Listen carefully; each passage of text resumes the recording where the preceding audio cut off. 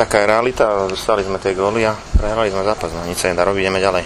A celý, že jste aspoň střelecky se trošku zvedli po těch dvou zápasech, takže ty 3 góly tam přece. Tak ja by som tak nepovedal, šance sme mali aj v minulých zápasoch, no nepadalo nám to, dnes sme sa tlačili viac do brány, z čoho pramenili góly, ale v konečnom dôsledku sme prehrali, takže že určite si rozoberieme ten zápas a v piatok nás čaká ďalší zápas. Vlado, vy ste měli špatné vstupy do všech třetin, čím si to vysvětluješ, čím si to vysvětlujete?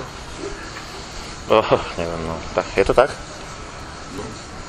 Tak, samozrejme, dostali sme tie góly na začiatku tretín, no ale na toľko skúsené mužstvo, ktoré hráme ďalej a to nevadí, či dostaneme gól. Zápas má 60 minút, no, že žiaľ Bohu, prehrali sme.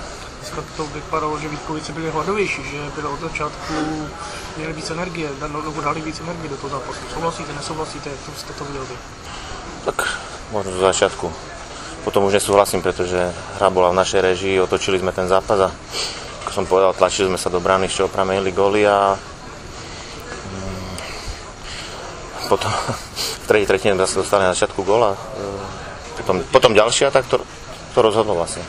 Jak hodnotíte kvalitu toho utkání a jak ste vnímal atmosféru? Atmosféra bola výborná, každopádne vo Vítkovicách je stále dobrá atmosféra, je to derby, takže čo sa týka atmosféry, tak bola dobrá atmosféra. Toho zápasu, nasazení, bojovnosť? Tiež si myslím, že bol to dobrý zápas, čo sa týka nasadenia, korčulovalo sa hore-dole, osobné súboje, akcia za akciou, takže ako ten zápas, čo sa týka kvality, tak si myslím, že bol dobrý.